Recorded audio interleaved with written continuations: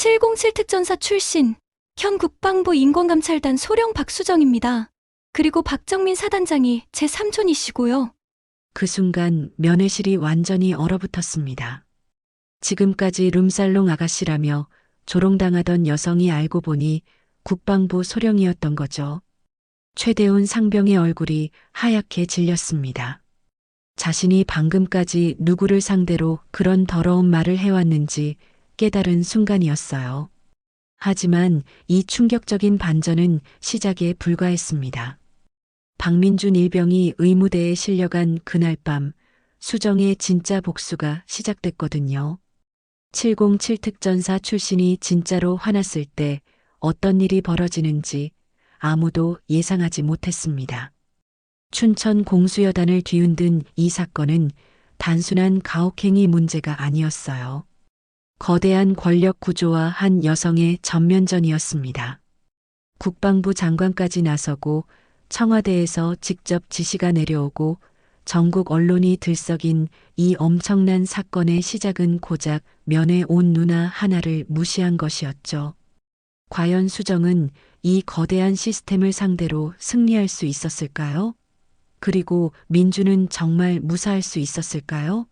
707 특전사의 진짜 실력이 궁금하시다면 끝까지 시청해 주세요. 지금부터 시작되는 이야기는 여러분이 상상하는 것보다 훨씬 더 충격적일 겁니다. 강원도 춘천의 공수여단, 토요일 오후 2시, 면회실 앞 복도에는 가족들이 하나둘 모여들고 있었습니다. 겨울 햇살이 창문 너머로 스며들어도 건물 안은 여전히 차가웠어요. 박수정은 면회실 유리창 너머로 충격적인 광경을 목격했습니다.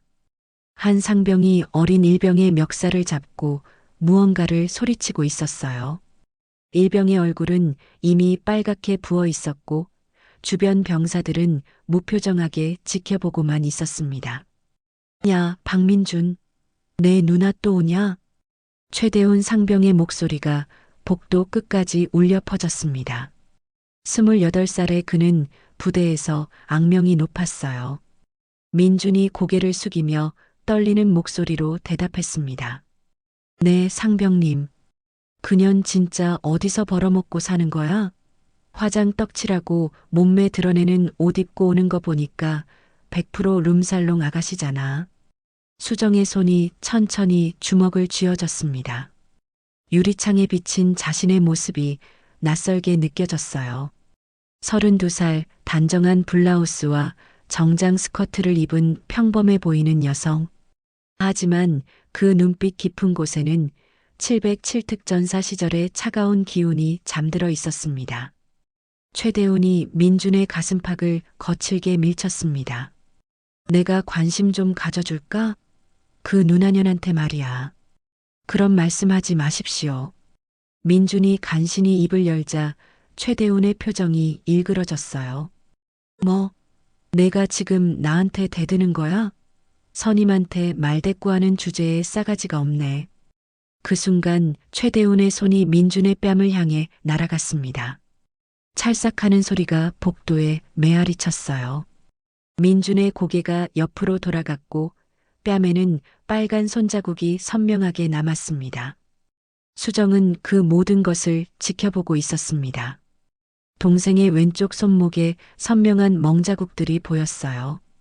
그것도 한두 개가 아니라 여러 개가 겹쳐져 있었습니다. 목 뒤쪽에도 손가락 자국 같은 것이 희미하게 남아 있었고요. 저건 훈련 상처가 아니야. 명백한 가혹행위의 흔적이지. 수정의 머릿속에 수많은 기억이 스쳐 지나갔습니다. 707 특전사 시절 강릉 테러 사건, 인질구출 작전에서 보여준 냉정함, 그리고 지금의 국방부 인권감찰단 소령이라는 정체성까지.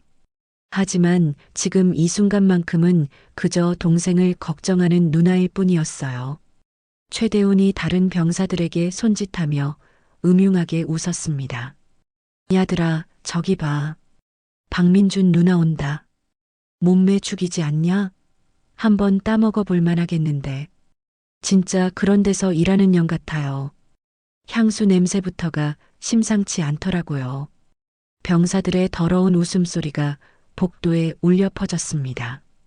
수정의 표정은 여전히 차분했지만 그녀의 심장은 분노로 빠르게 뛰고 있었어요. 주먹을 쥔 손등에 핏줄이 불끈 솟아올랐습니다. 그때 아무도 몰랐습니다. 그 여성의 진짜 정체를. 그리고 곧 이 부대가 그녀로 인해 어떻게 완전히 뒤집어질지 말이에요. 최대호는 자신이 방금 깨우면 안 될 호랑이를 깨웠다는 사실을 꿈에도 모르고 있었습니다. 그날 오후 수정은 차 안에서 한참을 가만히 앉아 있었습니다. 손에 쥔 휴대폰 화면에는 삼촌인 박정민 사단장의 전화번호가 떠 있었어요. 하지만 아직 통화 버튼을 누르지는 않았습니다. 이제 시작이구나. 수정의 입꼬리에 차가운 미소가 번졌습니다. 707특전사 출신 국방부 인권감찰단 소령 박수정의 진짜 전쟁이 막 시작된 것이었어요. 면회 시간이 시작되기 전 수정은 차 안에서 잠시 눈을 감았습니다. 방금 전 목격한 충격적인 장면이 머릿속에서 맴돌고 있었어요. 하지만 그보다 더 선명하게 떠오르는 것은 어린 시절 할아버지와의 기억이었습니다. 1987년 가을, 8살 수정이 할아버지 무릎에 앉아 있던 날이었어요. 할아버지의 서재에는 6.25 전쟁 당시 찍은 낡은 사진들이 벽에 걸려 있었습니다. 그 중에서도 특히 눈에 띄는 사진이 하나 있었어요. 어린 피난민 가족들을 안전한 곳으로 대피시키는 젊은 군인의 모습이었죠. 수정아, 할아버지가 왜 군인이 됐는지 알고 싶니? 할아버지의 목소리는 늘 따뜻했지만 그날은 유독 무게가 실려 있었습니다. 8살 수정이 고개를 끄덕이자 할아버지가 사진을 가리키며 계속 말했어요. 6.25 전쟁 때 말이다. 못된 놈들이 약한 사람들을 괴롭히는 걸 봤거든. 어린아이들까지 해치는 걸 보고 참을 수가 없었어. 할아버지의 얼굴에는 깊은 주름이 패여 있었지만 눈빛만은 여전히 날카로웠어요. 그 눈빛에는 젊은 시절의 의로운 분노가 고스란히 남아 있었습니다. 그때 다짐했지. 내가 강해져서 약한 사람들을 지켜주겠다고. 수정아, 기억해라. 가족은 서로의 방패야. 어린 수정이 맑은 눈으로 할아버지를 바라봤습니다. 방패요? 그래. 서로를 지켜주는 거야. 그리고 진정한 용기는 약자를 보호할 때 나타나는 거다. 힘센 놈이 약한 놈 괴롭히는 건 비겁한 거고 약한 놈을 지켜주는 게 진짜 용기지. 할아버지가 수정의 머리를 쓰다듬으며 따뜻하게 미소 지었어요. 저도 할아버지처럼 될 수 있을까요? 수정의 간절한 질문에 할아버지의 눈가에 미소가 번졌습니다. 너라면 할 수 있어. 우리 가족은 원래 그런 사람들이야. 언젠가 내가 누군가를 지켜야 할 때가 올 거다. 그때 이 할아버지 말을 기억해라. 그 기억에서 벗어나자 현실의 차가운 공기가 수정을 감쌌습니다. 시계를 보니 면회 시간까지 10분 남았어요. 수정은 백미러로 자신의 모습을 확인했습니다. 겉보기에는 평범한 직장 여성이었지만 그 안에는 할아버지의 가르침이 뿌리 깊게 박혀 있었어요. 707특전사 시절 강릉 테러 사건이 떠올랐습니다. 인질로 잡힌 민간인들을 구출할 때도 할아버지의 목소리가 들렸었어요. 약자를 지켜라.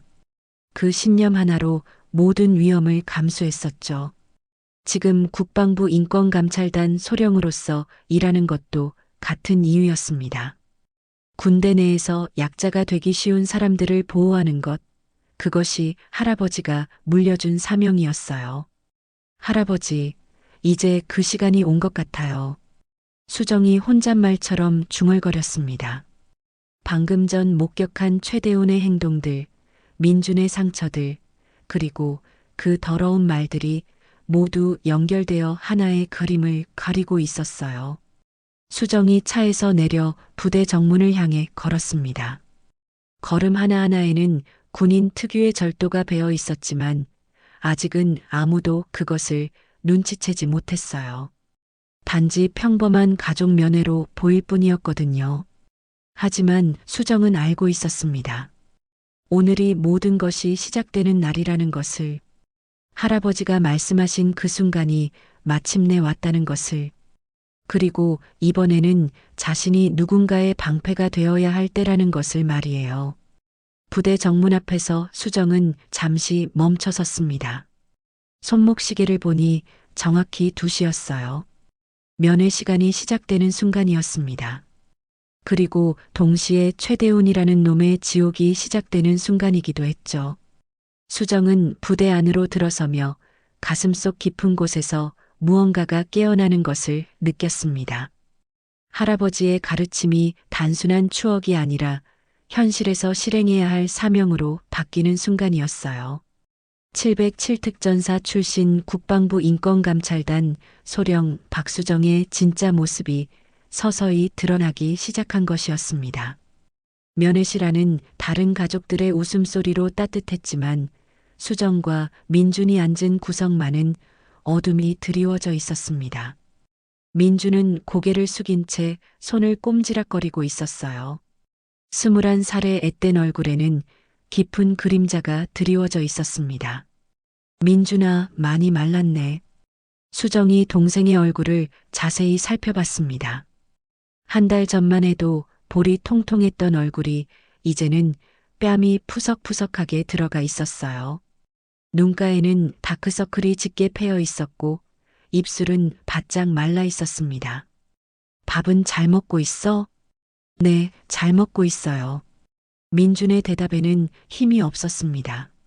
목소리도 평소보다 훨씬 작았어요. 수정의 시선이 민준의 손목에 멈췄습니다. 긴팔 군복 소매 밑으로 보이는 얇은 멍자국들이 여러 개 겹쳐져 있었어요. 이건 뭐야? 수정이 민준의 손목을 조심스럽게 잡자 민준이 화들짝 놀라며 소매를 내렸습니다. 아, 그냥 훈련하다가 실수로. 하지만 수정은 이미 다 봤어요. 손목뿐만 아니라 손등에도 여러 개의 상처가 있었습니다. 그것도 최근에 생긴 것들이었죠. 게다가 민준의 목 뒤쪽에도 희미한 손가락 자국 같은 것이 보였어요. 훈련으로 생기는 상처가 아니야.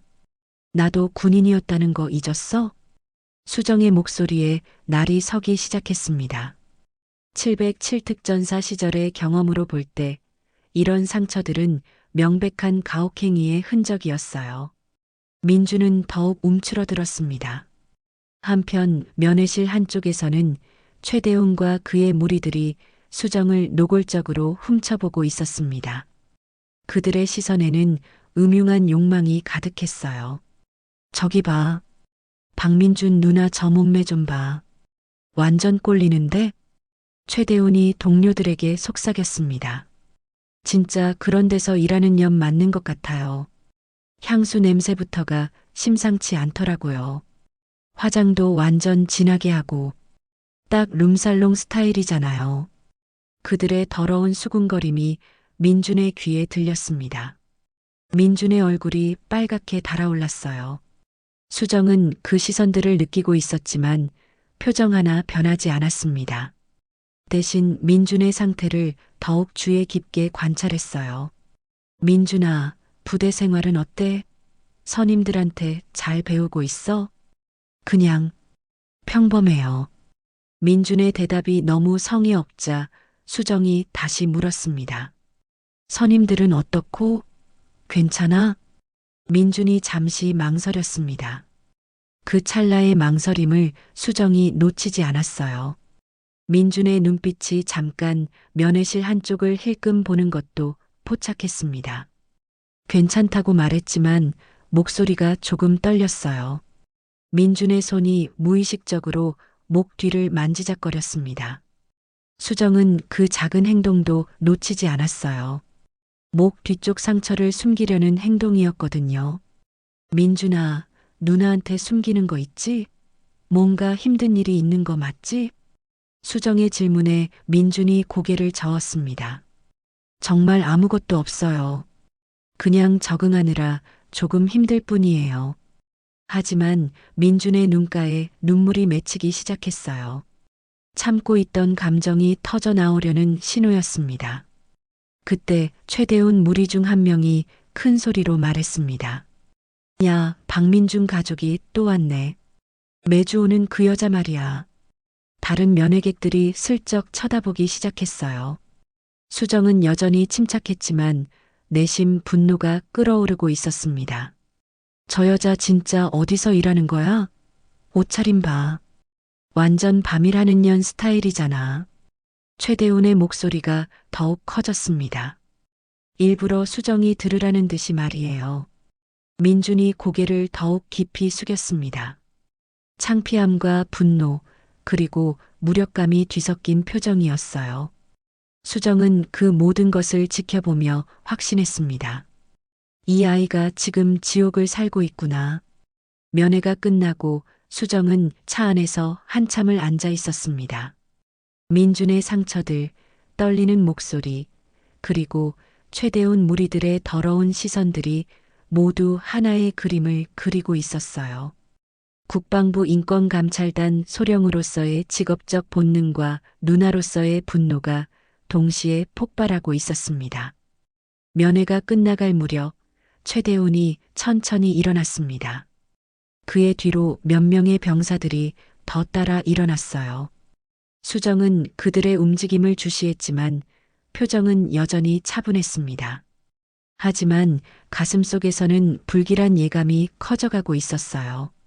다른 면회객들이 하나둘 자리를 정리하고 있을 때 최대훈이 면회실 안으로 성큼 들어왔습니다. 그의 얼굴에는 교활한 미소가 번져 있었어요. 뒤따라 온 병사들도 수정을 노골적으로 훑어보며 음흉한 표정을 짓고 있었습니다. 실례합니다. 최대훈이 거짓 정중함을 가장하며 수정 앞에 섰습니다. 하지만 그의 눈빛에는 악의가 가득했어요. 면회실 안에 다른 가족들이 주목하기 시작했습니다. 누구세요? 수정이 천천히 고개를 들어 최대훈을 바라봤습니다. 그 눈빛에는 섬뜩한 차가움이 깃들어 있었어요. 최대훈은 그 시선을 받고도 뻔뻔하게 웃었습니다. 아, 저는 박민준이 선임인 최대훈 상병입니다. 그런데 혹시 어떤 일 하시는지 직접 물어봐도 될까요? 최대훈의 질문에 면회실이 조용해졌습니다. 주변 사람들이 무슨 일인지 궁금해하며 귀를 기울이기 시작했어요. 민준의 얼굴이 하얗게 질렸습니다. 왜 궁금하세요? 수정의 목소리는 평온했지만 그 안에는 경고의 신호가 담겨 있었습니다.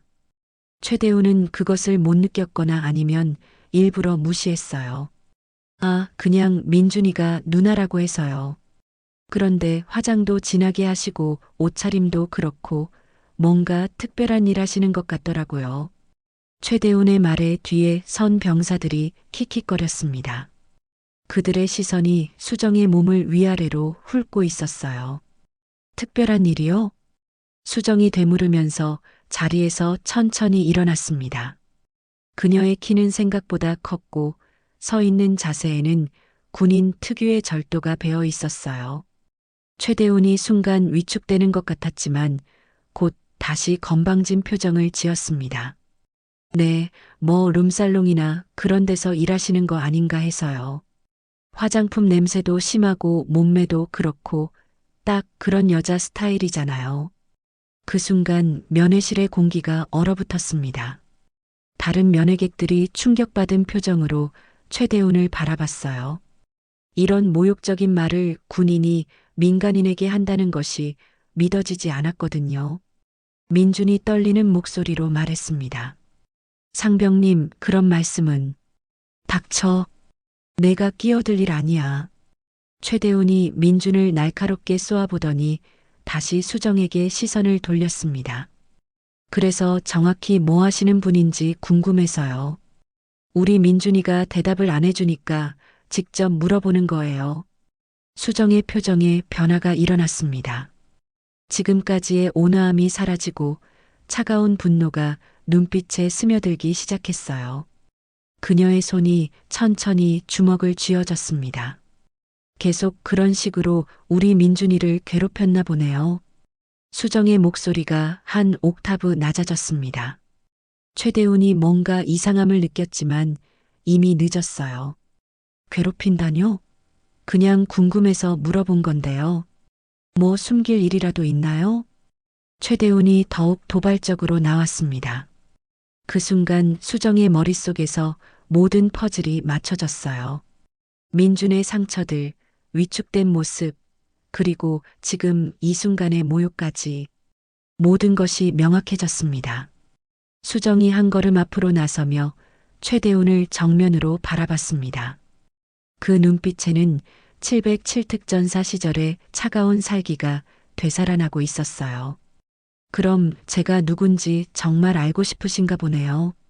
수정의 목소리에서 완전히 다른 기운이 느껴지기 시작했습니다. 최대훈의 얼굴에 당황스러운 표정이 스쳤어요. 그날 밤 수정은 잠들지 못하고 천장을 바라보고 있었습니다. 최대훈의 모욕적인 말들이 계속 귓가에 맴돌았어요. 하지만 그보다 더 큰 것은 분노였습니다. 동생을 괴롭히는 것도 모자라 자신까지 모욕한 그놈들을 절대 그냥 둘 수 없었어요. 707특전사 출신 국방부 인권감찰단 소령 박수정의 진짜 모습을 보여줄 때가 온 것이었습니다. 수정이 집으로 돌아가는 차 안에서 핸들을 꽉 쥐고 있었습니다. 신호등 앞에서 멈춰 선 채로 머릿속은 복잡하게 돌아가고 있었어요. 방금 전 최대훈의 모욕적인 말들이 계속 귓가에 맴돌았습니다. 지금 당장 뛰어들어서 다 뒤집어 엎을까? 아니면 조금 더 신중하게 접근할까? 수정의 가슴 속에서는 두 가지 상반된 감정이 격렬하게 충돌하고 있었어요. 707특전사 출신으로서의 직감은 즉시 행동하라고 속삭였지만 국방부 인권감찰단 소령으로서의 이성은 신중함을 요구하고 있었습니다. 핸드폰이 울렸습니다. 민준에게서 온 문자였어요. 누나, 오늘 면회 와줘서 고마워. 그런데 앞으로는 자주 오지 마. 바쁘실 텐데. 수정의 심장이 쿵 내려앉았습니다. 이 메시지의 진짜 의미를 너무나 잘 알고 있었거든요. 민준이 자신을 보호하려고 하고 있는 거였어요. 저 아이가 지금 누나 때문에 더 괴롭힘 당할까봐 걱정하고 있구나. 수정이 전화를 걸었습니다. 하지만 민준은 받지 않았어요. 2번, 3번 걸어도 마찬가지였습니다. 수정의 불안감이 극도로 치솟았어요. 그때 또 다른 전화가 걸려왔습니다. 삼촌인 박정민 사단장이었어요. 수정아, 무슨 일이야? 목소리가 이상하던데. 삼촌, 혹시 부대 내 가혹행위 신고는 어떻게 하죠? 전화 너머로 잠시 침묵이 흘렀습니다. 박정민의 목소리가 심각해졌어요. 왜 그런 걸 물어? 혹시 민준이한테 무슨 일이 있는 거야? 수정이 망설였습니다.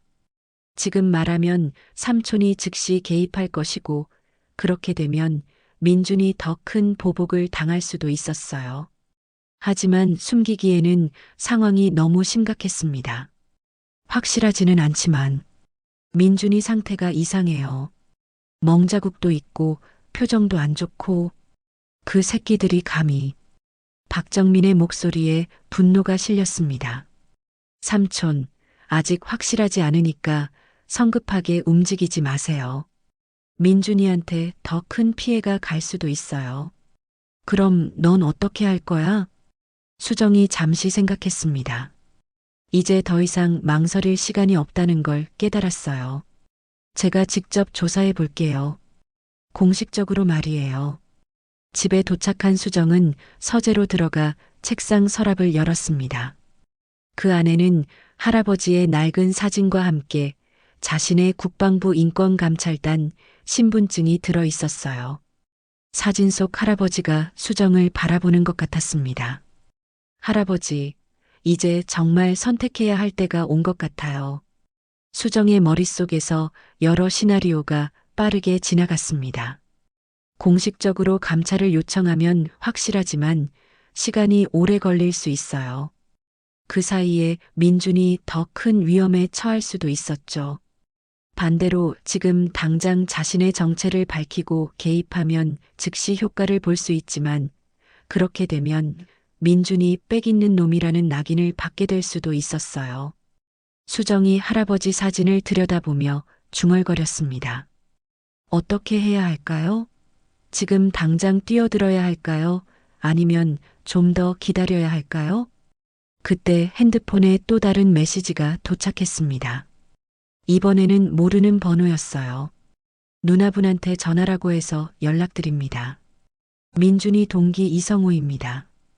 급한 일이 있어서 통화 가능하시면 연락 주세요. 수정의 심장이 빠르게 뛰기 시작했습니다. 직감적으로 좋지 않은 일이 일어났다는 것을 알 수 있었어요. 즉시 전화를 걸었습니다. 여보세요, 박민준 누님이시죠? 저는 이성우입니다. 네, 무슨 일인가요? 지금 민준이가 위험해요. 면회 끝나고 최대훈 상병이 완전히 돌아버렸거든요. 누님한테 무슨 말 들었는지 민준이한테 미친 듯이 화내고 있어요. 수정의 혈관에 차가운 피가 돌기 시작했습니다. 지금 민준이는 어떤 상태인가요? 화장실에 불러가서 혼내고 있어요.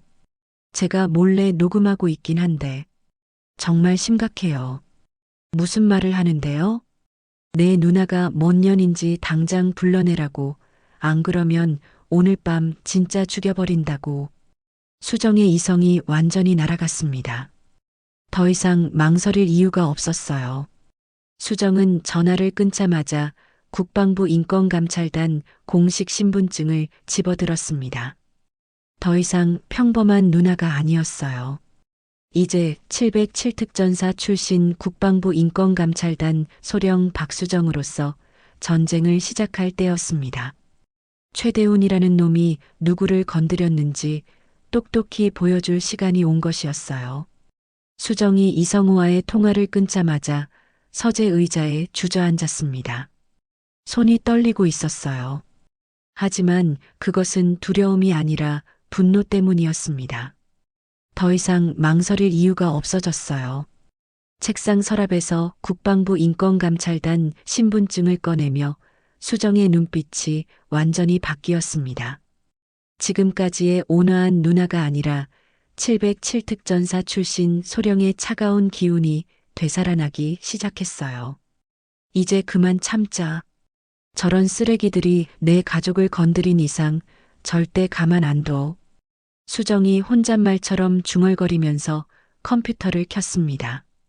국방부 인권감찰단 내부 시스템에 접속해서 춘천 공수여단의 최근 신고 이력을 확인했어요. 예상대로 가혹행위 관련 신고는 한 건도 없었습니다. 다들 신고할 엄두도 못 내고 있구나. 수정의 손가락이 키보드 위에서 빠르게 움직였습니다. 최대훈의 개인 신상 정보부터 복무 이력까지 모든 것을 파악했어요. 28살 입대 전 전과 이력 2건, 부대 내에서도 문제아로 분류되어 있었습니다. 역시 쓰레기는 쓰레기구나. 다음으로 강현수 중대장의 이력도 확인했습니다. 부하 관리 능력 부족으로 여러 번 지적받았지만 별다른 조치는 없었어요. 전형적인 무사한 일주이였습니다. 수정이 삼촌에게 전화를 걸었습니다. 삼촌, 이제 공식적으로 움직일게요. 박정민 사단장의 목소리가 진지해졌습니다. 어떻게 할 거야? 내일 아침 첫 차로 부대 가서 공식 감찰 요청할 거예요. 더 이상 숨어서 할 일이 아니에요. 좋아. 내가 뒤에서 지원하겠다. 필요한 거 있으면 언제든 연락해. 전화를 끊은 수정은 707특전사 시절의 기억을 떠올렸습니다. 강릉 테러 사건 당시 인질구출 작전에서 보여준 그 냉정함과 정확함이 필요한 시점이었어요. 테러범들도 제압한 내가 고작 상병 하나 못 처리하겠어? 수정이 옷장에서 정장을 꺼냈습니다. 평소보다 더 단정하고 권위 있어 보이는 옷을 골랐어요. 내일은 평범한 누나가 아니라 국방부 인권감찰단 소령으로서 부대에 나타날 예정이었거든요. 밤 10시가 넘어서 이성호에게서 또 연락이 왔습니다. 누님, 지금 민준이 의무대에 실려갔어요. 수정의 혈관이 얼어붙었습니다. 뭐라고요? 왜요? 최대훈이 화장실에서 민준이를 너무 심하게 때렸거든요. 갈비뼈가 부러진 것 같아요. 수정의 이성이 완전히 날아갔습니다. 더 이상 기다릴 수 없었어요. 지금 당장 그 새끼 이름이랑 부대 간부들 명단 다 보내주세요. 그리고 녹음한 거 있으면 그것도요. 네, 바로 보내드릴게요. 그런데 누님이 뭘 하실 수 있어요? 수정이 차갑게 대답했습니다. 저 쓰레기들이 누구를 건드렸는지 똑똑히 보여줄 거예요.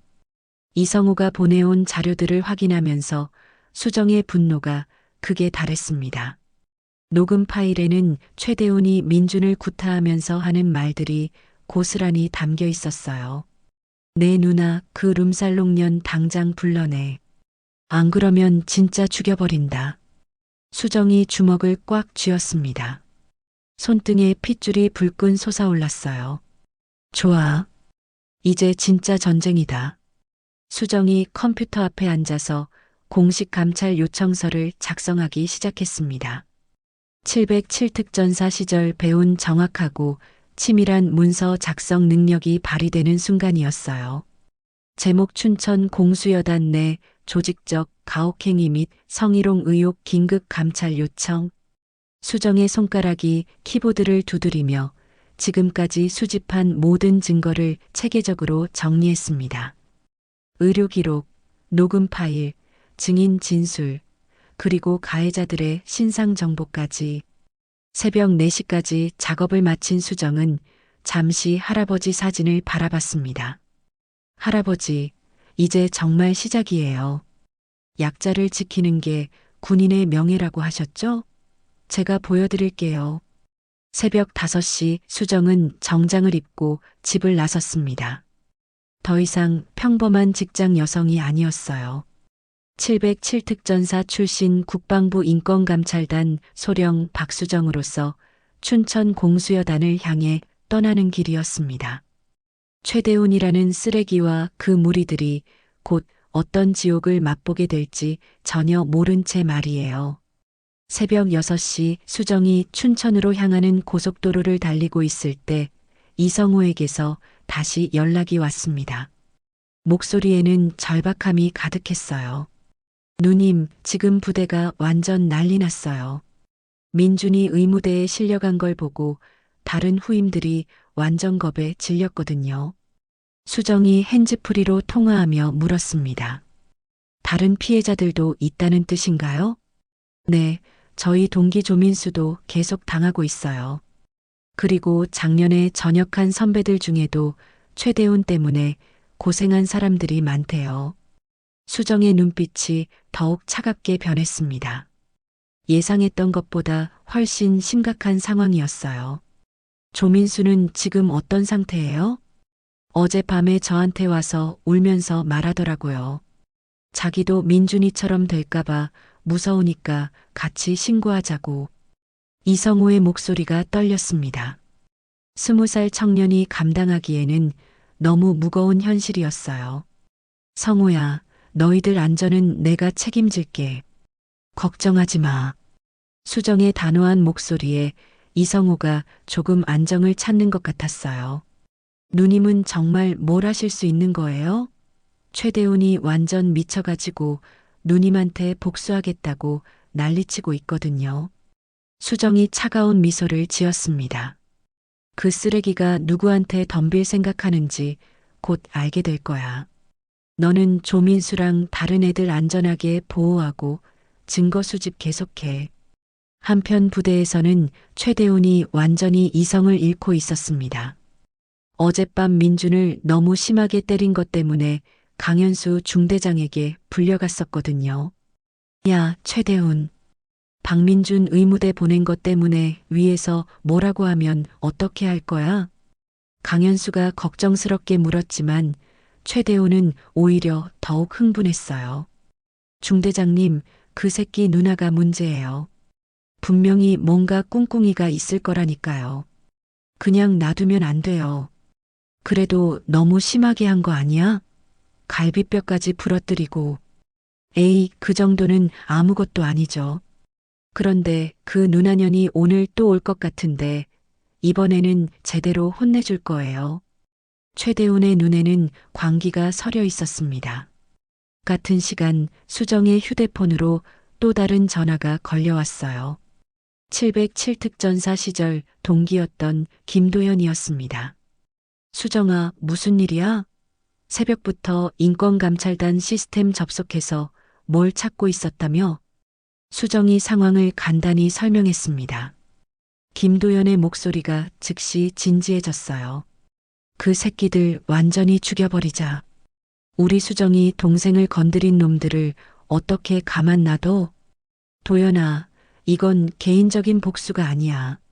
제대로 된 절차를 밟아서 시스템을 바꾸는 거야. 알겠어. 그런데 혹시 뒤에서 도움 필요하면 언제든 연락해. 707 출신들이 얼마나 무서운지 보여주자. 수정이 춘천 시내에 도착했을 때는 오전 8시였습니다. 부대 정문 앞에서 잠시 차를 세우고 마음을 가다듬었어요. 더 이상 평범한 누나가 아니었습니다.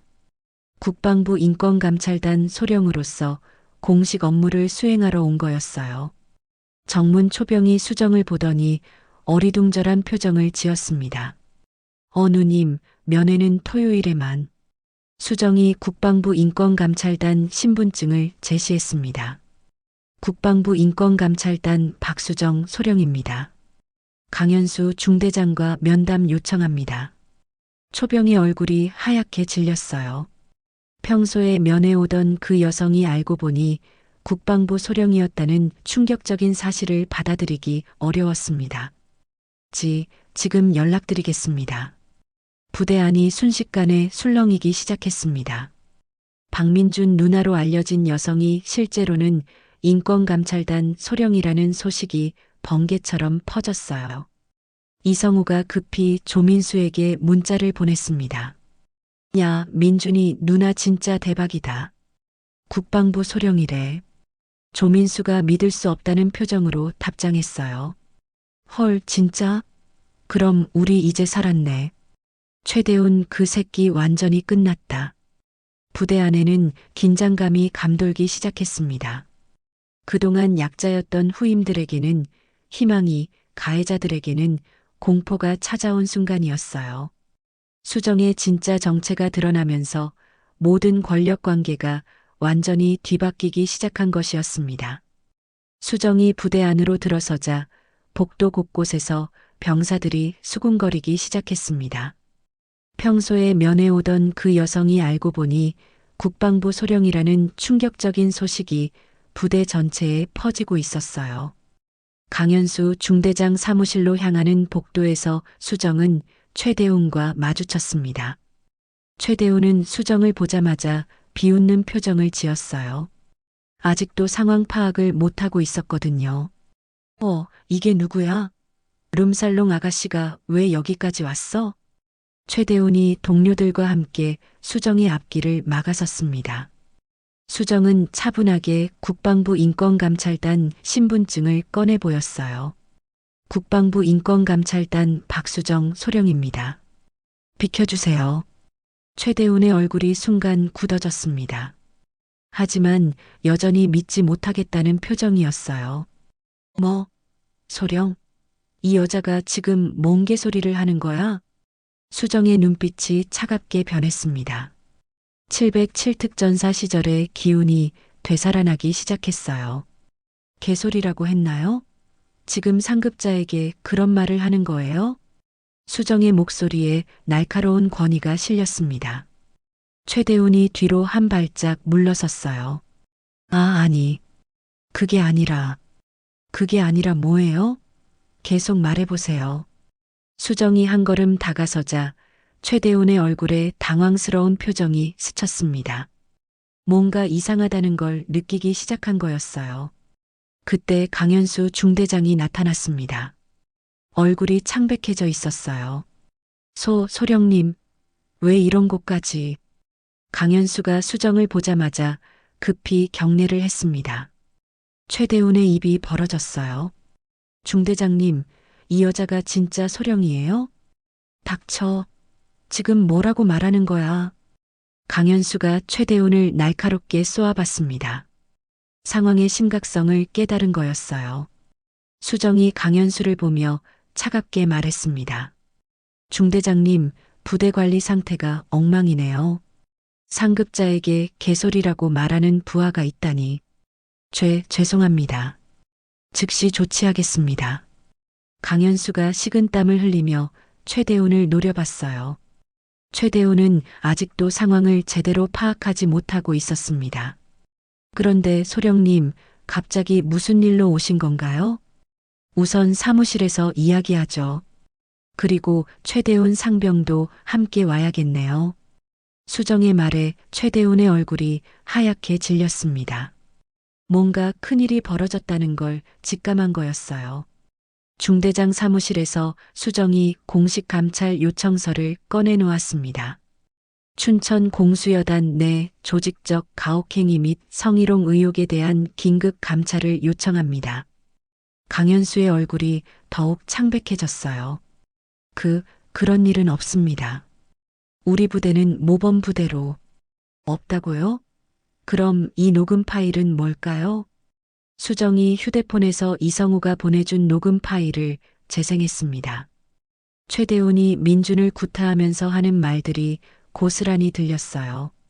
내 누나 그 룸살롱년 당장 불러내. 안 그러면 진짜 죽여버린다. 최대훈의 얼굴이 완전히 하얗게 질렸습니다. 강현수도 마찬가지였어요. 이건 어디서? 증거는 충분히 확보했습니다. 그리고 피해자는 박민준만이 아니에요. 수정이 차가운 미소를 지으며 계속 말했습니다. 지금 의무대에 실려가 있는 우리 민준이 말고도 조민수, 그리고 작년에 전역한 김태영까지 몇 년간 지속된 조직적 가혹행위죠. 강현수가 변명하려 했지만 수정이 말을 자르며 더욱 독하게 몰아붙였어요. 중대장으로서 이런 일을 몰랐다면 직무유기고 알고도 묵인했다면 공범이에요. 어느 쪽인가요? 그런 게 아니라. 그런 게 아니라 뭐죠? 명확하게 답하세요. 수정의 눈빛에는 707특전사 시절 테러범들을 제압할 때의 차가운 살기가 서려 있었습니다. 강현수와 최대훈은 그 기세에 완전히 압도당했어요. 지금부터 이 부대는 국방부 인권감찰단의 관리 하에 들어갑니다. 관련자들은 모두 조사받을 준비하세요. 수정이 선언하자 사무실 안이 얼어붙었습니다. 최대훈은 이제야 자신이 얼마나 큰 실수를 했는지 깨닫기 시작했어요. 부대 안은 완전히 뒤바뀐 분위기였습니다. 그동안 최대훈에게 괴롭힘 당하던 후임들에게는 희망이, 가해자들에게는 절망이 찾아온 순간이었어요. 수정은 이제 본격적으로 이 썩어 빠진 시스템을 뿌리째 뽑아낼 준비를 마쳤습니다. 수정이 의무대로 향하는 길에 이성우가 급히 달려왔습니다.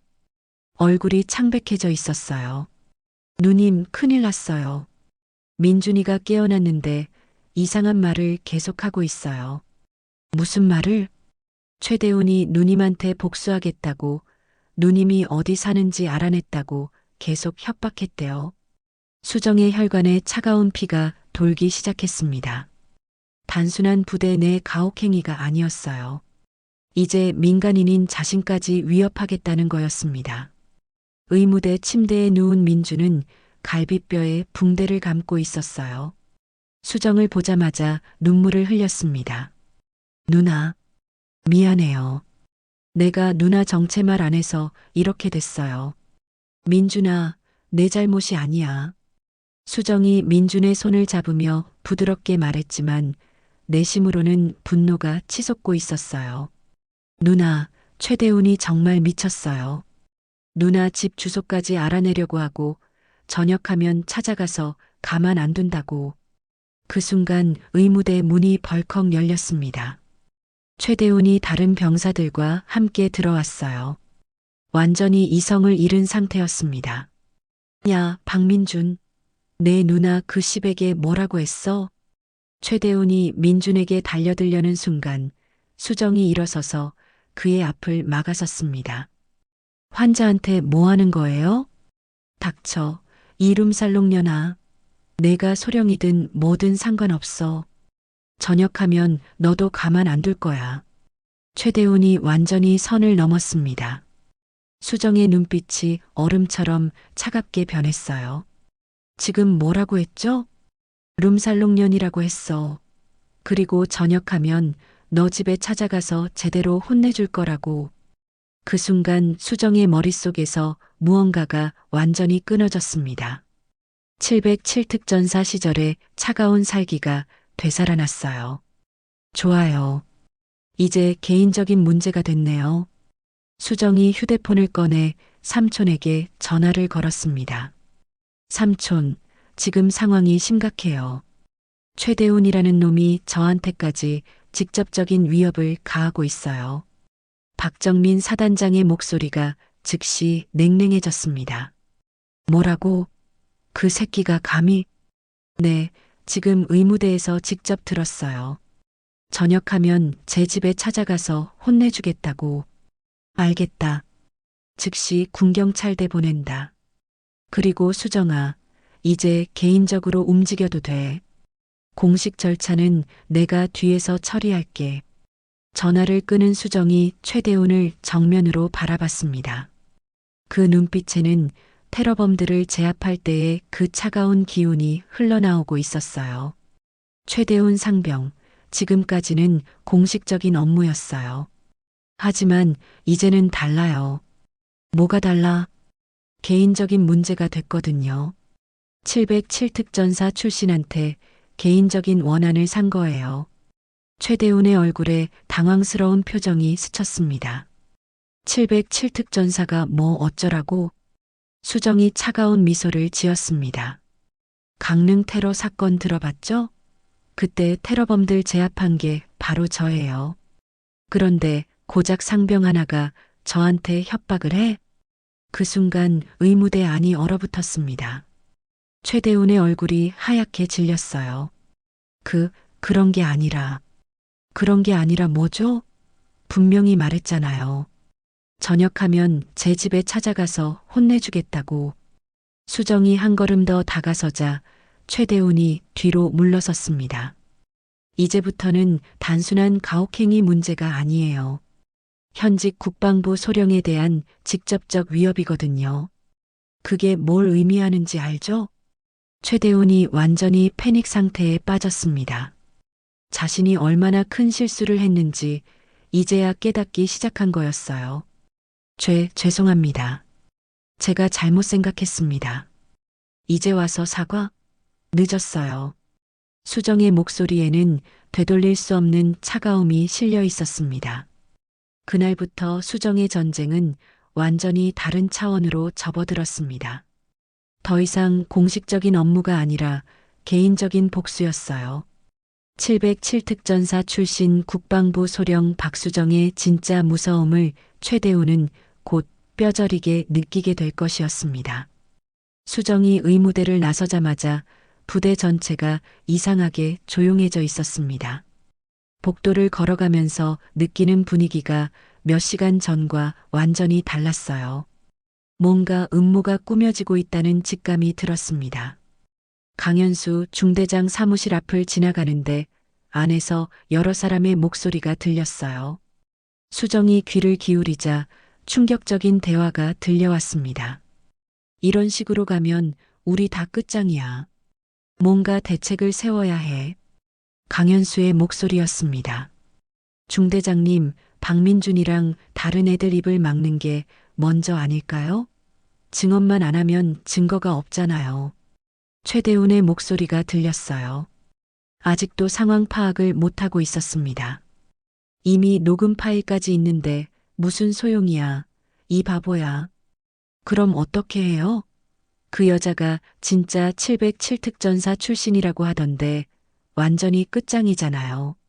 수정의 혈관에 차가운 피가 돌기 시작했습니다. 이들이 증거인멸과 증인 협박을 계획하고 있다는 걸 알 수 있었어요. 그때 갑자기 사무실 문이 열렸습니다. 대령 계급장을 단 남자가 나왔어요. 수정이 처음 보는 얼굴이었습니다. 박수정 소령이지? 네, 그런데 누구시죠? 연대장 김태현 대령이야. 잠깐 이야기 좀 하자. 김태현의 목소리에는 위압적인 기운이 서려 있었어요. 수정은 즉시 무언가 잘못되었다는 걸 감지했습니다. 연대장실로 따라간 수정에게 김태현이 차가운 미소를 지으며 말했습니다. 수정 씨, 이 일을 너무 크게 키우는 거 아닌가? 부대 내 사소한 문제를 국방부까지 끌고 가면 사소한 문제라고 하시나요? 조직적 가혹행위가 사소한 문제예요? 수정이 날카롭게 반박하자 김태현의 표정이 굳어졌어요. 그래, 솔직히 말하자. 내 삼촌 박정민 사단장하고 나하고는 원래 사이가 안 좋아. 이번 기회에 그 양반 발목 잡을 수 있을 것 같은데? 수정이 깨달았습니다. 이것이 단순한 가혹행위 은폐가 아니라 정치적 음모라는 것을 말이에요. 지금 뭔 소리 하시는 거예요? 박정민이 승진하려면 내 추천이 필요해. 그런데 조카가 이런 사고 쳐놓으면 곤란하지 않겠어? 김태현이 노골적으로 협박하기 시작했습니다. 연대장님, 지금 저를 협박하시는 거예요? 협박? 아니지. 제안이야. 이 일 조용히 덮으면 내 삼촌 승진길 열어주고 너도 좋은 자리로 보내줄게. 수정의 분노가 극에 달했습니다. 부패한 시스템의 실체가 적나라하게 드러나는 순간이었어요. 그때 수정의 휴대폰이 울렸습니다. 이성호에게서 온 긴급 메시지였어요. 누님, 큰일이에요. 조민수가 갑자기 사라졌어요. 그리고 다른 증인들도 모두 입 닫으라고 협박받고 있어요. 수정의 심장이 쿵 내려앉았습니다. 증인들이 하나씩 제거되고 있는 거였어요. 연대장님, 지금 증인들 협박하고 있는 거죠? 뭔 소리야? 난 모르는 일인데. 김태현이 뻔뻔하게 잡아댔지만 수정은 이미 확신했습니다. 휴대폰에 또 다른 메시지가 왔어요. 이번에는 모르는 번호였습니다. 조용히 하지 않으면 내 집 주소 알고 있다. 707특전사든 뭐든 상관없어. 조심해. 수정의 손이 떨리기 시작했습니다. 이제 자신의 신변까지 위협받고 있는 상황이었어요. 연대장님, 제가 협박 문자까지 받고 있는데도 모르는 일이라고 하실 거예요? 아, 그래. 그럼 더욱 조심해야겠네. 요즘 세상이 얼마나 무서운데. 김태현의 말에는 노골적인 위협이 담겨 있었습니다. 수정이 연대장실을 나서자마자 삼촌에게 전화를 걸었습니다. 삼촌, 상황이 심각해요. 연대장까지 개입해서 은폐하려고 해요. 뭐라고? 김태현이 그 새끼가? 네, 그리고 증인들이 하나씩 사라지고 있어요. 저까지 협박받고 있고요. 박정민의 목소리가 차갑게 변했습니다. 수정아, 이제 정말 전쟁이다. 놈들이 먼저 선을 넘었으니까 우리도 가만히 있을 필요 없어. 하지만 수정은 혼자라는 느낌이 들기 시작했어요. 시스템 전체가 자신을 향해 총부리를 겨누고 있는 것 같았습니다. 수정은 부대를 나서며 깊은 절망감을 느꼈습니다. 단순한 가혹행위 문제가 거대한 부패 구조와의 전면전으로 번져버린 상황이었어요. 하지만 포기할 수는 없었습니다. 민준이 그리고 다른 피해자들을 위해서라도 끝까지 싸워야 했어요. 수정이 집에 도착했을 때는 밤 10시가 넘어 있었습니다. 하루 종일 벌어진 일들 때문에 심신이 지쳐 있었어요. 현관문을 열고 들어서는 순간 뭔가 이상하다는 느낌이 들었습니다. 거실 소파에 낯선 남자 2명이 앉아 있었어요. 양복을 입고 있었지만 눈빛이 험악했습니다. 수정의 심장이 빠르게 뛰기 시작했어요. 박수정 소령님이시죠? 잠깐 이야기 좀 하시죠. 그중 한 명이 일어서며 말했습니다. 수정이 즉시 707특전사 시절의 경계 태세를 취했어요. 누구시고 어떻게 여기 들어온 거죠? 아, 그런 건 중요하지 않아요. 중요한 건 소령님이 앞으로 어떻게 행동하실지예요. 그때 수정의 휴대폰이 울렸습니다. 병원에서 걸려온 전화였어요. 박수정 소령님이시죠? 응급실입니다. 박민준 씨가 의식불명 상태로 실려왔습니다. 수정의 혈관이 얼어붙었습니다. 뭐라고요? 무슨 일이에요? 계단에서 굴러떨어졌다고 하는데 머리를 심하게 다쳤어요. 빨리 오시기 바랍니다. 전화를 끊자마자 수정이 양복 입은 남자들을 노려봤습니다. 너희들이 한 짓이지? 우리가 뭘 했겠어요? 단지 경고한 것뿐이에요. 더 큰 사고가 일어나기 전에 조용히 하시라고요. 수정의 분노가 폭발했습니다. 하지만 지금은 민준이 먼저였어요. 비켜. 수정이 현관으로 달려가려는 순간 또 다른 전화가 걸려왔습니다. 국방부에서였어요. 박수정 소령, 긴급히 출두하라는 명령입니다. 춘천 공수여단 사건 관련해서 감찰 받으셔야 합니다. 지금이요? 제 동생이 응급실에. 개인 사정은 나중에 처리하시고 지금 당장 오세요. 이건 명령입니다. 수정이 깨달았습니다. 이 모든 것이 계획된 일이라는 것을, 민준을 위험에 빠뜨려 자신을 무력화시키려는 음모였어요. 병원에 도착한 수정은 중환자실 앞에서 이성호를 만났습니다. 이성호의 얼굴이 창백해져 있었어요. 누님, 민준이가 갑자기 계단에서. 진짜 사고였어요? 이성호가 고개를 저었습니다. 최대훈이 민준이를 부른 다음에 일어난 일이에요. 그런데 누님, 더 큰 문제가 있어요. 뭔데요? 조민수가 완전히 입장을 바꿨어요. 가혹행위 같은 건 없었다고, 모든 게 거짓말이라고 증언하겠다고 해요. 수정의 다리에 힘이 빠졌습니다. 다른 증인들은요? 모두 마찬가지예요. 다들 무서워서 말 바꿨어요. 그리고 제가 녹음한 파일도. 이성우가 휴대폰을 보여줬습니다. 파일이 모두 삭제되어 있었어요. 해킹당한 것 같아요. 모든 증거가 사라졌어요. 그 순간 수정의 휴대폰이 또 울렸습니다. 삼촌인 박정민 사단장이었어요. 수정아, 미안하다. 내가 더 이상 도울 수 없을 것 같아. 삼촌, 무슨 소리예요? 위에서 압력이 들어왔어. 내가 개인적 원한으로 공권력을 남용했다는 거야. 지금 당장 사건에서 손 떼지 않으면 너뿐만 아니라 나까지 날아간다고 해. 수정이 믿을 수 없다는 표정으로 말했습니다. 삼촌도 저를 버리시는 거예요? 미안하다. 정말 미안해. 하지만 나도 가족이 있어. 이해해줘. 전화가 끊어졌습니다. 수정은 완전히 혼자가 되었어요. 의사가 나와서 민준의 상태를 설명했습니다. 뇌출혈이 심해서 수술이 필요합니다. 하지만 성공 확률이 50% 정도예요. 수정이 주저앉았습니다. 모든 것이 무너져 내렸어요. 증거도 없고 증인도 없고 지원해줄 사람도 없었습니다. 게다가 민준의 생명까지 위험한 상황이었어요. 그때 김태현 연대장에게서 문자가 왔습니다. 어때? 이제 현실을 받아들일 때가 되지 않았나? 조용히 물러나면 동생 치료비 정도는 지원해주지. 수정이 복도 벽에 등을 기대고 앉았습니다. 707특전사 시절에도 느껴보지 못한 절망감이었어요. 테러범과 싸울 때는 적이 명확했지만 지금은 시스템 자체가 적이었습니다.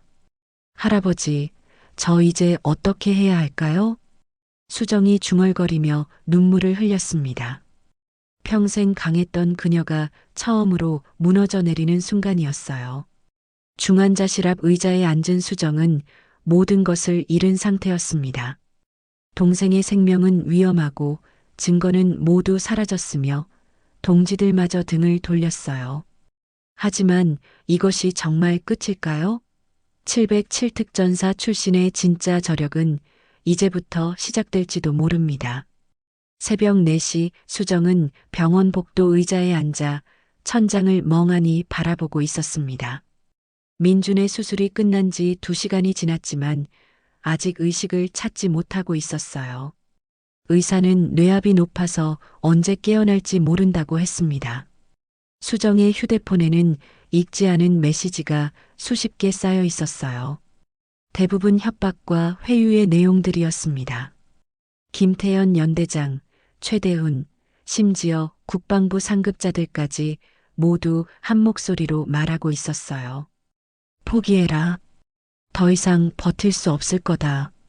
수정이 할아버지 사진을 꺼내봤습니다. 지갑 속에 간직하고 있던 작은 사진이었어요. 젊은 군복 차림의 할아버지가 환하게 웃고 있었습니다. 할아버지, 저 이제 정말 모르겠어요. 수정의 목소리가 떨렸습니다.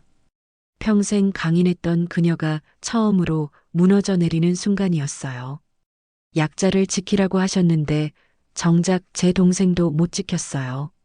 707특전사 출신이 뭐가 대수예요? 결국 시스템 앞에서는 아무것도 아니잖아요. 그때 이성우가 다가왔습니다. 얼굴이 붓고 상처투성이었어요. 누님, 저도 당했어요. 조민수랑 같이 불려가서 완전히 개박살 났어요. 이성우가 힘없이 말하자 수정의 마음이 더욱 무거워졌습니다. 성우야, 미안해. 내가 너희들까지 위험에 빠뜨렸구나. 아니에요. 우리가 선택한 거예요. 그런데 누님. 이성우가 망설이다가 입을 열었습니다. 조민수가 완전히 돌아섰어요. 최대훈이 가족들 건드리겠다고 협박하니까 바로 무릎 꿇더라고요. 이제 저 혼자예요. 수정이 주먹을 꽉 쥐었습니다. 20살 청년이 혼자 이 거대한 시스템과 싸우고 있다는 현실이 견디기 어려웠어요. 성우야, 너라도 포기해. 이건 내 싸움이야. 누님이 포기하시면 저도 포기할게요. 하지만 누님이 계속 싸우시면 저도 끝까지 함께 할 거예요. 그 순간 수정의 휴대폰이 울렸습니다. 김태현 연대장이었어요. 박수정 소령, 마지막 기회다. 지금 모든 걸 정리하고 사과하면 동생 치료비는 물론이고 너도 좋은 자리로 보내줄게. 수정이 차가운 목소리로 답했습니다. 좋은 자리요? 썩어 빠진 시스템에서 공범이 되라는 소리네요. 아직도 정신 못 차렸구나. 그럼 동생이 어떻게 되든 상관없겠네. 그 말에 수정의 분노가 폭발했습니다. 감히 내 동생을 건드려? 이 개새끼야. 오, 드디어 본색이 나오네. 결국 너도 감정에 휘둘리는 평범한 년이잖아. 김태현이 비웃으며 전화를 끊었습니다. 수정은 휴대폰을 바닥에 집어던지고 싶은 충동을 간신히 참았어요. 그때 중환자실에서 간호사가 나왔습니다. 보호자분이세요? 환자 상태가 악화됐어요. 뇌압이 계속 올라가고 있어서 추가 수술이 필요할 수도 있습니다. 수정의 다리에 힘이 빠졌습니다.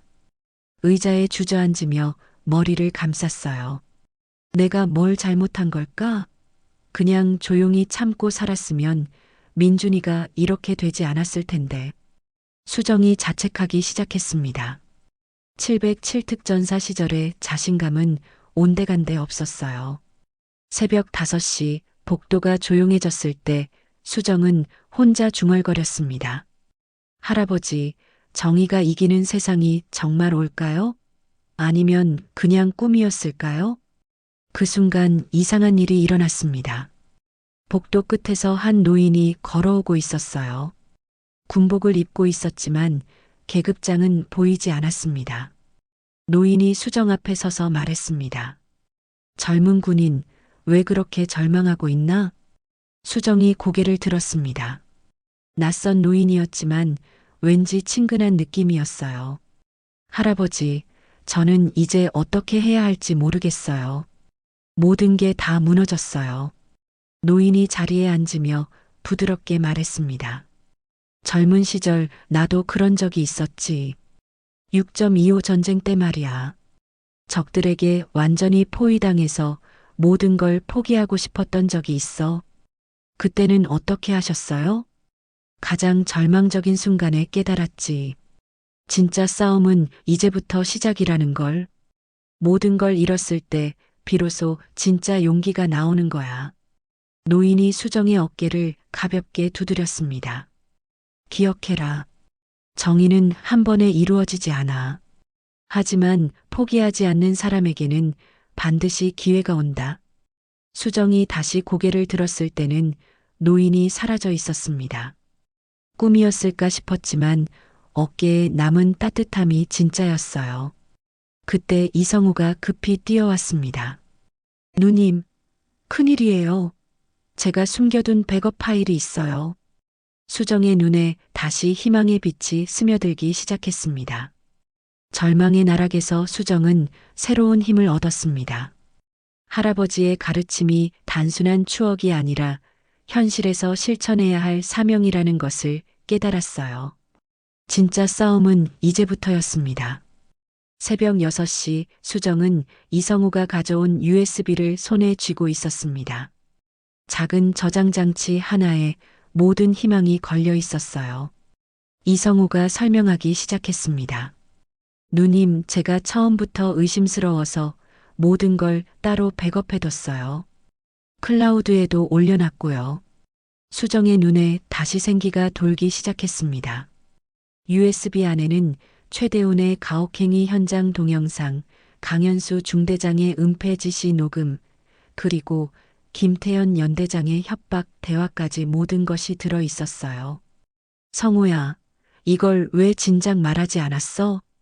혹시나 해서 숨겨둔 거였는데 어제 누님이 그렇게 절망하시는 걸 보니까 더 이상 참을 수가 없었어요. 수정이 707특전사 시절의 냉정함을 되찾기 시작했습니다. 이제 감정에 휘둘리지 않고 전략적으로 접근할 때였어요. 좋아. 이제 게임의 룰을 바꿔보자. 수정이 첫 번째로 한 일은 707특전사 동기인 김도연에게 전화하는 것이었습니다. 도연아, 지금 나 도움이 필요해. 기자 쪽 인맥 있지? 당연히 있지. 탐사보도 전문 기자들이랑 친해. 뭔 일이야? 이 썩어 빠진 시스템을 완전히 박살내야겠어. 공식 루트로는 안 통하니까 언론 쪽으로 가자.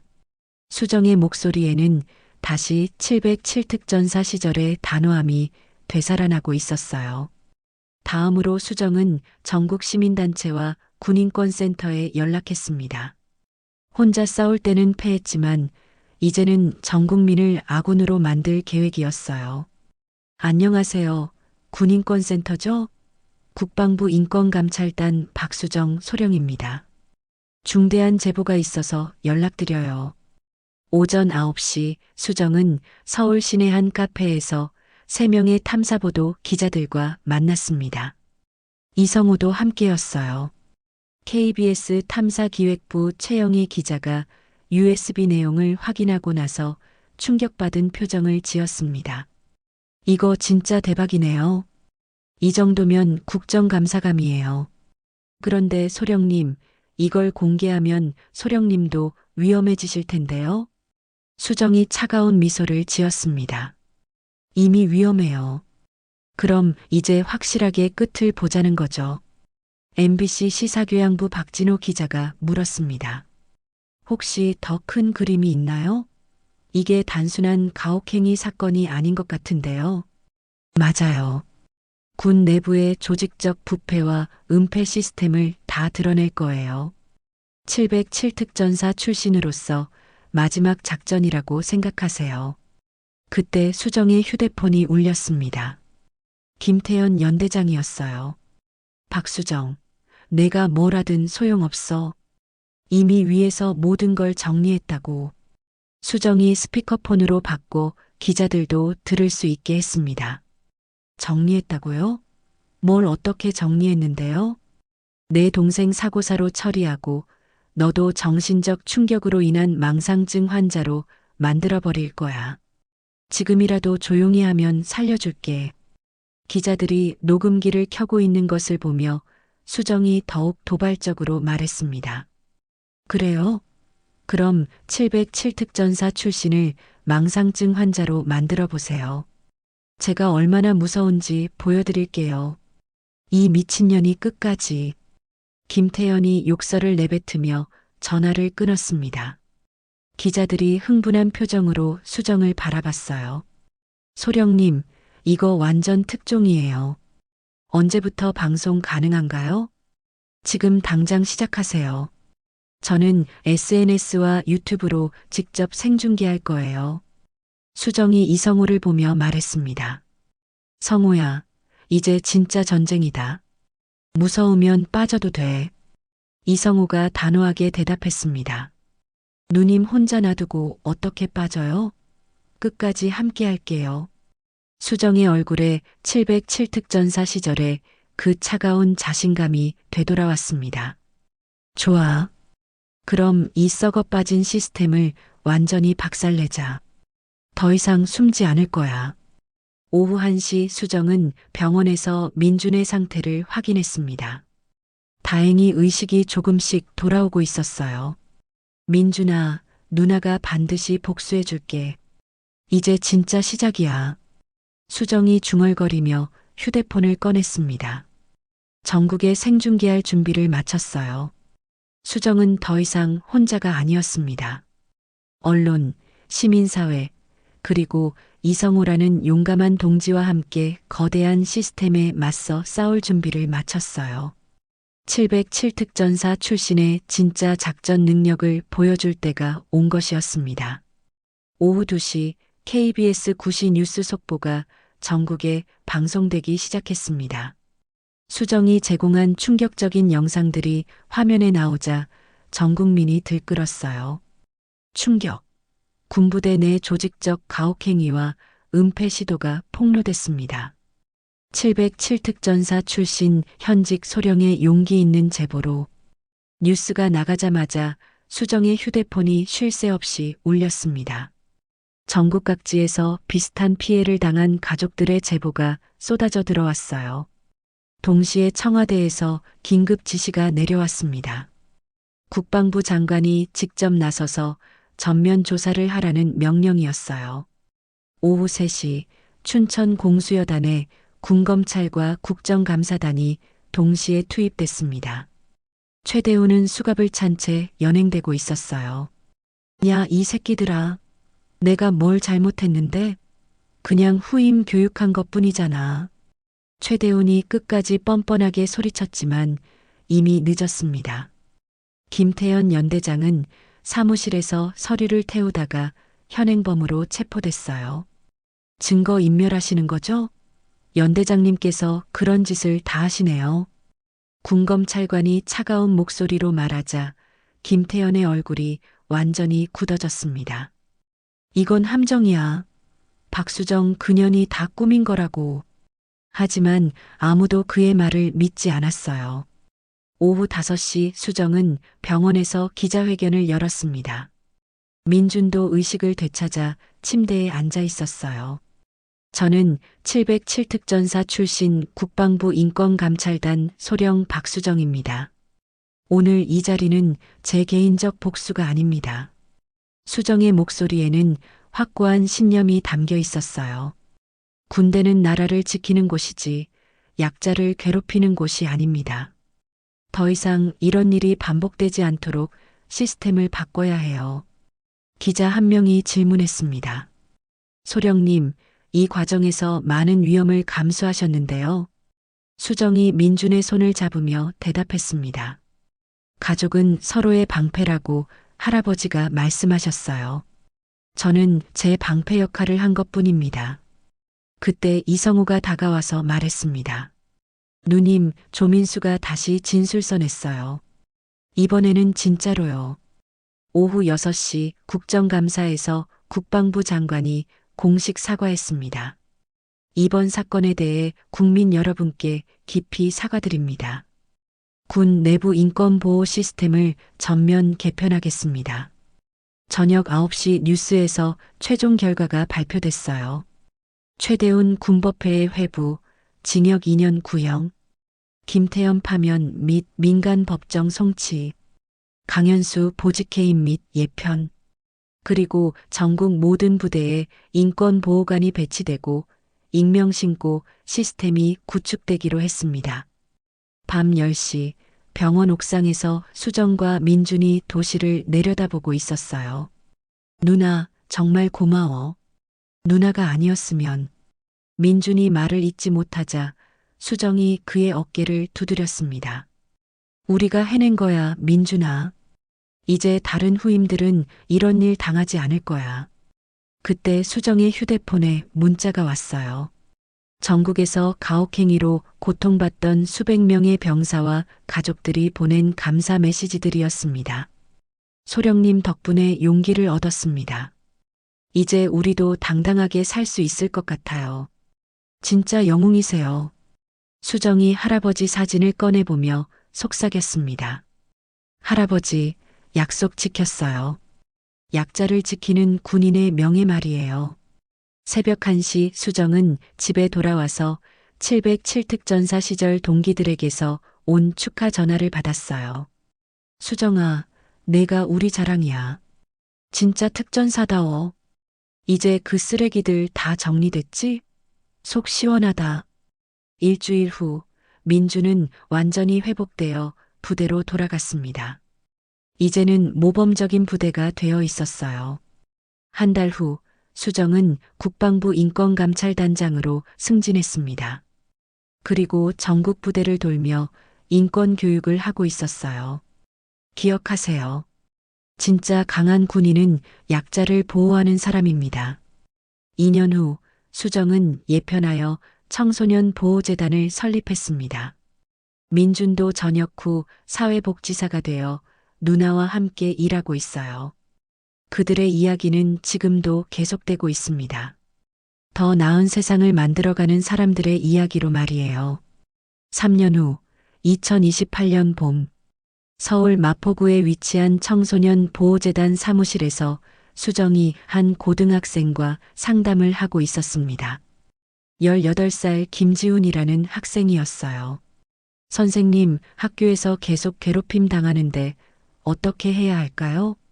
지훈이 떨리는 목소리로 물었습니다. 수정은 그 모습에서 과거의 민준을 떠올렸어요. 지훈아, 혼자 참지 마. 누구든지 너를 지켜줄 사람이 있어. 수정이 따뜻하게 말하자 지훈의 눈에 희망의 빛이 스며들었습니다. 그때 문이 열리며 민준이 들어왔어요. 이제 25이 된 민준은 사회복지사 자격증을 따고 누나와 함께 이 재단에서 일하고 있었습니다. 누나, 오늘 새로운 제보가 또 들어왔어요. 대구 지역 한 중학교에서 집단 괴롭힘 사건이 있대요. 민준의 목소리에는 과거의 위축감 대신 당당함이 가득했어요. 알겠어. 내일 직접 가보자. 수정이 답하며 지훈을 바라봤습니다. 지훈아, 봤지? 우리 민준이도 예전에는 너처럼 힘들어했거든. 그런데 지금 봐. 다른 사람들을 도우면서 살고 있어. 지훈이 민준을 신기하게 바라봤어요. 형도 괴롭힘 당했어요? 민준이 자리에 앉으며 환하게 웃었습니다. 그럼 그것도 정말 심하게. 하지만 누나가 지켜줬어. 그래서 이제는 내가 다른 사람들을 지켜주고 싶어졌어. 오후 5시 상담이 끝난 후 수정과 민주는 사무실 옥상에 올라갔습니다. 한강이 내려다 보이는 전망이 아름다웠어요. 누나, 오늘로 우리 재단 설립 3년째잖아. 소감이 어때? 민준이 물으니 수정이 미소 지으며 답했습니다. 뿌듯해. 지금까지 도운 아이들이 1000명이 넘잖아. 벽에 걸린 할아버지 사진을 바라보며 수정이 중얼거렸어요. 할아버지, 이제 정말 약자를 지키는 일을 제대로 하고 있는 것 같아요. 그때 수정의 휴대폰에 문자가 왔습니다. 이성호에게서였어요. 지금은 중위가 되어 부대에서 인권 교육을 담당하고 있었습니다. 누님, 오늘 또 한 명 구했어요. 이번엔 제가 직접 나서서 해결했어요. 누님이 가르쳐 준 대로요. 수정이 문자를 보며 뿌듯해했습니다. 성호도 이제 완전히 달라졌네. 당연하지. 누나 제자들은 다 그래야지. 민준이 장난스럽게 말하자 수정이 웃으며 그의 머리를 쓰다듬었어요. 저녁 8시 집으로 돌아가는 길에 수정은 3년 전 그 병원 복도를 떠올렸습니다. 절망에 빠져 있던 그때와 지금의 자신이 완전히 달라져 있었어요. 휴대폰에는 전국 각지에서 온 감사 메시지들이 계속 들어오고 있었습니다. 선생님 덕분에 우리 아이가 웃게 됐어요. 재단 덕분에 새 삶을 살고 있습니다. 선생님은 진짜 영웅이에요. 수정이 마지막 메시지를 읽으며 감동했습니다. 최대훈에게 괴롭힘 당했던 또 다른 피해자가 보낸 것이었어요. 소령님, 저 이제 경찰이 됐어요. 소령님처럼 약한 사람들 지키는 일하고 싶어서요. 정말 고맙습니다. 집에 도착한 수정은 서재에서 할아버지 사진을 꺼내봤습니다. 3년 전과 똑같은 사진이었지만 이제는 다른 의미로 다가왔어요. 할아버지, 가족이 서로의 방패라고 하셨죠? 이제는 우리 가족이 더 커졌어요. 전국의 모든 아이들이 우리 가족이에요. 밤 11시 수정은 내일 일정을 확인하며 미소 지었습니다. 대구 중학교 방문, 부산 고등학교 특강, 그리고 국정감사 증인 출석까지 바쁘지만 의미 있는 하루하루였어요. 침대에 누워 천장을 바라보며 수정이 생각했습니다. 707특전사 시절에는 테러범과 싸웠지만 지금은 더 큰 적과 싸우고 있었어요. 무관심과 방관이라는 적 말이에요. 하지만 이제는 혼자가 아니었습니다. 민준, 이성호, 그리고 전국의 수많은 동지들이 함께하고 있었어요. 새벽 1시 수정의 휴대폰에 마지막 문자가 왔습니다. 오늘 상담받았던 지훈이었어요. 선생님, 용기 내서 학교에 신고했어요. 이제 무서우니까 도와주세요. 수정이 즉시 답장을 보냈습니다. 지훈아, 잘했어. 내일 아침에 학교 가서 직접 해결해 줄게. 이제 혼자가 아니야. 핸드폰을 내려놓으며 수정이 마지막으로 중얼거렸습니다. 할아버지, 내일도 또 다른 아이를 구하러 갈게요. 약자를 지키는 일 계속할게요. 창밖으로 새벽 햇살이 스며들기 시작했습니다. 새로운 하루, 새로운 희망이 시작되는 순간이었어요. 박수정과 박민준 남매의 이야기는 지금도 계속되고 있습니다. 청소년 보호재단을 통해 지금까지 3,000명이 넘는 아이들을 도왔고 전국 각지에서 비슷한 재단들이 생겨나고 있어요. 그들의 용기가 만들어낸 변화는 이제 전 사회로 퍼져나가고 있습니다. 약자를 보호하는 것이 진정한 강함이라는 믿음과 함께 말이에요. 이렇게 해서 박수정과 박민준 남매의 이야기가 끝납니다. 여러분은 어떻게 생각하시나요? 만약 여러분의 가족이 이런 상황에 처했다면 어떻게 행동하셨을까요? 수정처럼 끝까지 싸우셨을까요? 아니면 현실에 타협하셨을까요? 이 이야기는 단순한 복수극이 아닙니다. 우리 사회 곳곳에 숨어 있는 권력의 남용과 침묵의 카르텔에 대한 이야기예요. 군대뿐만 아니라 학교에서, 직장에서, 심지어 가정에서도 비슷한 일들이 벌어지고 있죠. 가장 중요한 것은 방관하지 않는 것입니다. 누군가 도움을 요청할 때 그 작은 신호를 놓치지 않는 것이에요. 그리고 때로는 수정처럼 모든 것을 걸고 싸워야 할 순간이 있다는 것을 기억해야 합니다. 707특전사 출신이어서 강했던 게 아니라 가족을 지키려는 마음이 그녀를 강하게 만든 거였어요. 우리 모두에게는 그런 힘이 있습니다. 소중한 사람을 지키려는 마음 말이에요. 혹시 지금 이 순간에도 여러분 주변에 도움이 필요한 사람이 있지는 않나요?